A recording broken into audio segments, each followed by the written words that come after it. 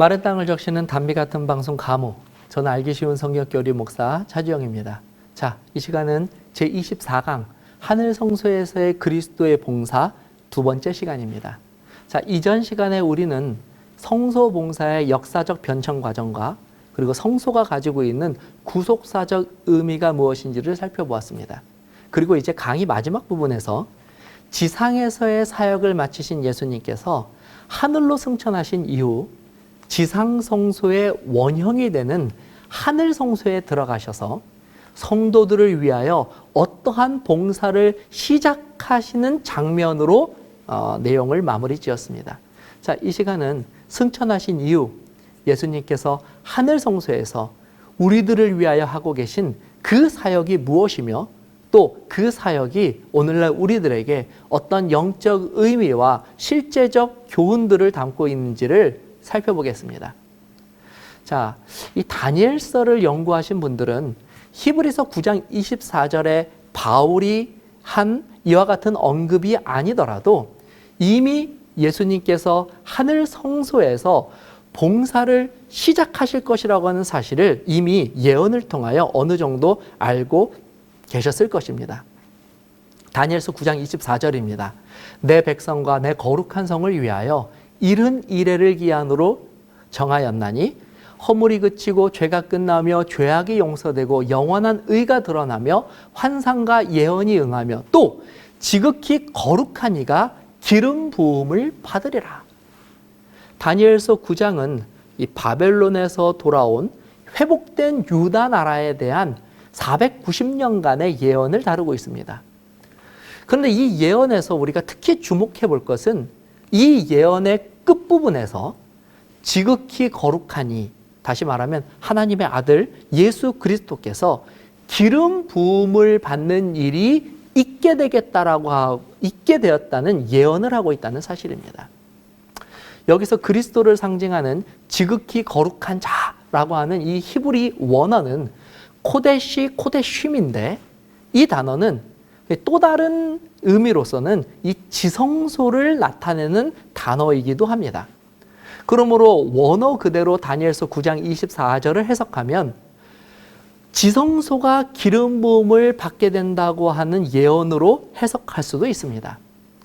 자, 여기서 우리가 또 주목할 것은 또 기름을 붓는다는 것입니다. 여러분, 이 기름을 붓는다고 하는 의미가 무엇인지 혹시 알고 계십니까? 그것은 바로 이 지성소가 어떻게 성소봉사를 시작하게 되었는지에 대해서 알고 있다면 아주 쉽게 그 의미를 찾을 수가 있습니다. 출애굽기 30장에 보면은 모세가 하나님께서 명령하신 방식대로 이 성소를 다 짓게 됩니다. 그리고 하나님께서 이 성소를 다 지은 것을 보시고 이제 이 본격적으로 성소의 봉사를 시작하는 그 의미로서 한 가지 특별한 명령을 주시는데 그것은 바로 성소에 기름을 부으라고 명령하신 것입니다. 그러므로 이 성소에 기름을 붓는 순간부터 성소 봉사가 시작된 것처럼 이 지극히 거룩한 자로 묘사된 예언된 예수님께서 이 땅에서의 사역을 다 마치시고 하늘 성소에 들어가시는 사건은, 그리고 이 하늘 성소에서 봉사를 시작하시는 사건을 바로 이 기름을 붓는 일, 다시 말해 이 성소에서 어떤 봉사가 이 성소에서 봉사를 시작할 때에 주어졌던 바로 그 상징적인 행동을 한 번 더 예언을 통하여서 우리들에게 보여주셨다고 하는 것을 알 수 있습니다. 이처럼 이미 하나님께서는 이 다니엘의 예언을 통하여 예수님이 승천하신 이후 하늘 성소에서 어떤 봉사를 새롭게 시작해야 될 것을 예언하여 주신 것을 확인하여 보았습니다. 자, 그럼 예수님께서 하시는 하늘 성소의 이 봉사, 그것은 무엇일까요? 히브리서 4장 14절입니다. 그러므로 우리에게 큰 대제사장이 계시니 승천하신 이 곧 하나님의 아들 예수시라.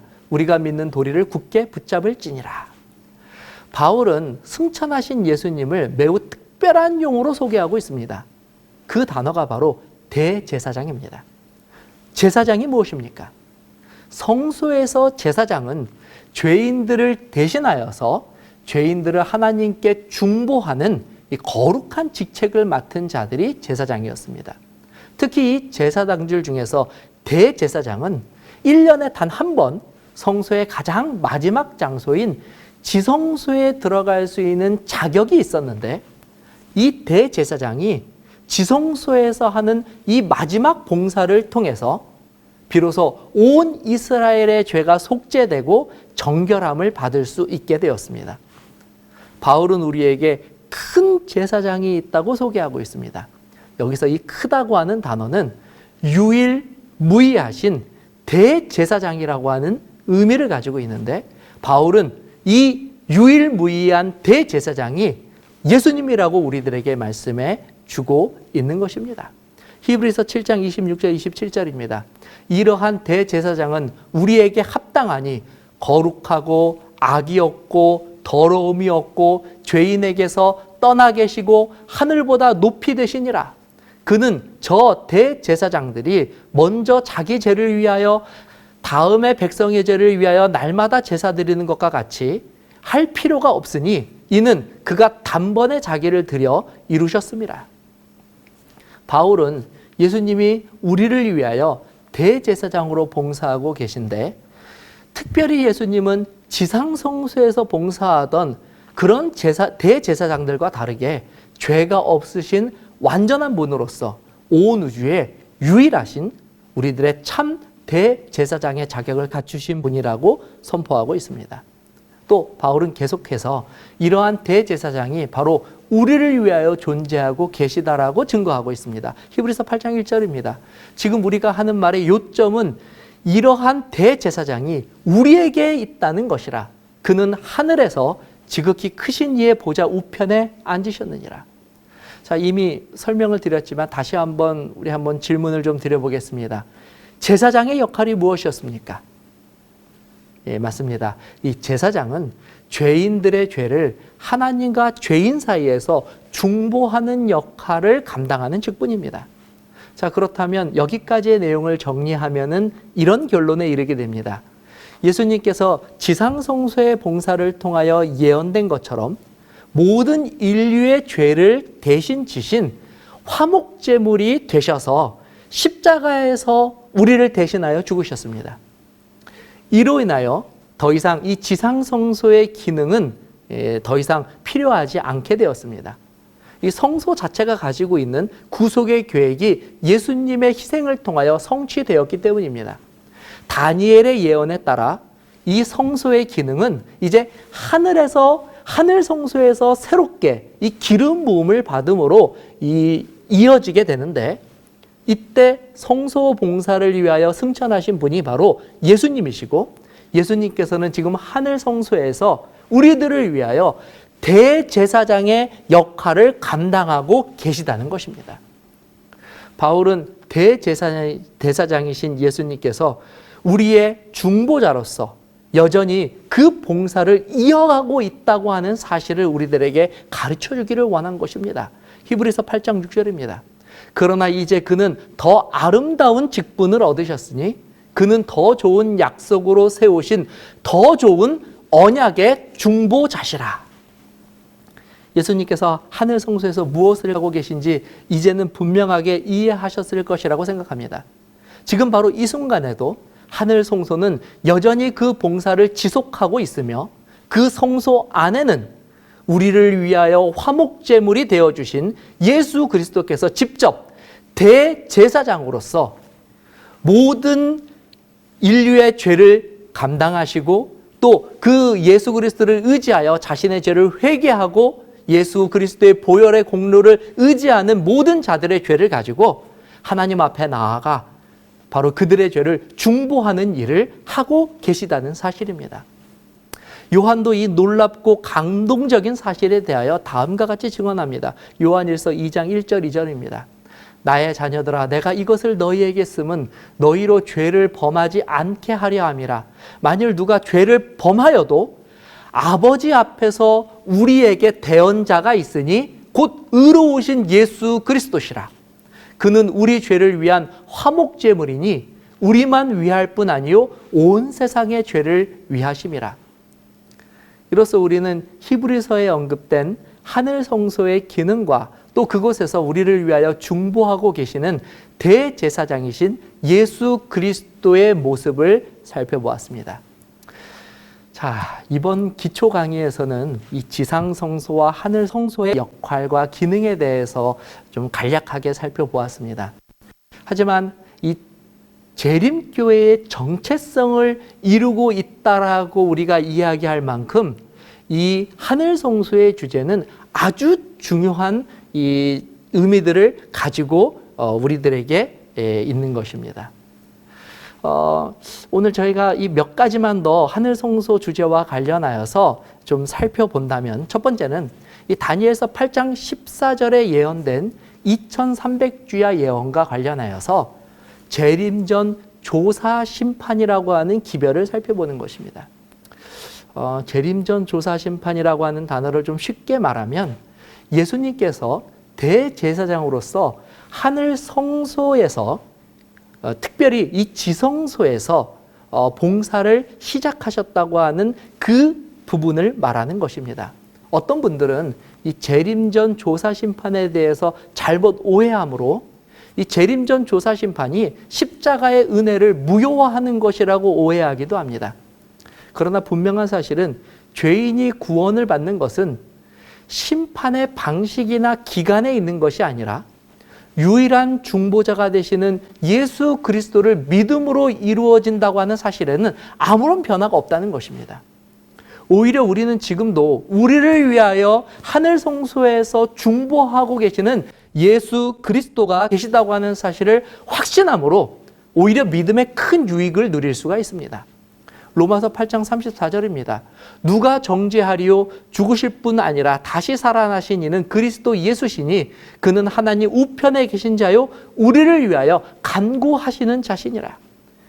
그러므로 재림전 조사 심판은 여전히 예수께서 우리들을 위하여 여전히 간구하고 계시며 지금 죄인들이 회개할지라도 그들의 죄는 용서받을 수 있다고 하는 복음을 우리들에게 강력하게 전하여 주고 있는 것입니다. 두 번째는 이 지상성소에서 봉사하시는 예수님의 사역이 의미하는 바는 이제 더 이상 우리들에게 남은 심판의 예언이 더 이상 없다는 사실을 말하여 주는 것입니다. 아시는 바와 같이 성소는 크게 이 세 부분으로 나뉘어져 있습니다.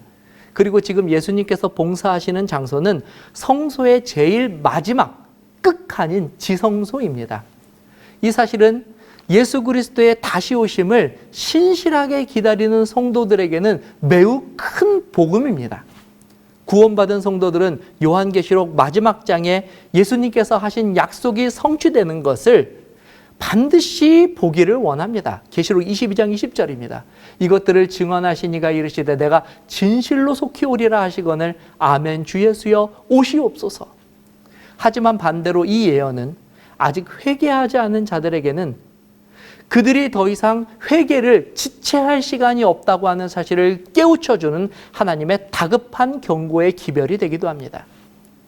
예수님께서는 이것을 포함한 많은 증거들을 통하여 이 땅에 사는 단 한 죄인이라도 십자가의 공로가 있음에도 불구하고 심판으로 멸망받는 것을 원치 않으십니다. 마태복음 24장 33절입니다. 이와 같이 너희도 이 모든 일을 보거든 인자가 가까이 문 앞에 이른 줄을 알라. 따라서 이 하늘 성소에서 봉사하시는 대제사장의 기별은 가까이 이른 예수 그리스도의 재림을 선포하는 기별이면서 동시에 마지막 단 한 명의 죄인일지라도 회개한다면 그들이 하나님의 구원하시는 능력을 입을 수 있다고 하는 구원의 초청의 기별이 되기도 하는 것입니다. 히브리서 4장 14절 16절입니다. 그러므로 우리에게 큰 대제사장이 계시니 승천하시니 곧 하나님의 아들 예수시라. 우리가 믿는 도리를 굳게 잡을지어다. 우리에게 있는 대제사장은 우리의 연약함을 동정하지 못하시리가 아니요 모든 일에 우리와 똑같이 시험을 받으신 이로되 죄는 없으시니라. 그러므로 우리는 긍휼하심을 받고 때를 따라 돕는 은혜를 얻기 위하여 은혜의 보좌 앞에 담대히 나아갈 것이니라. 자, 이렇게 우리는 제24강 하늘 성소에서의 그리스도의 봉사에 대한 강의를 마쳤습니다. 자, 아쉽게도 이번 강의는 쉬운 성경 교리로는 사실 다 다룰 수 없는 수없이 많은 영적인 교훈들을 담고 있습니다.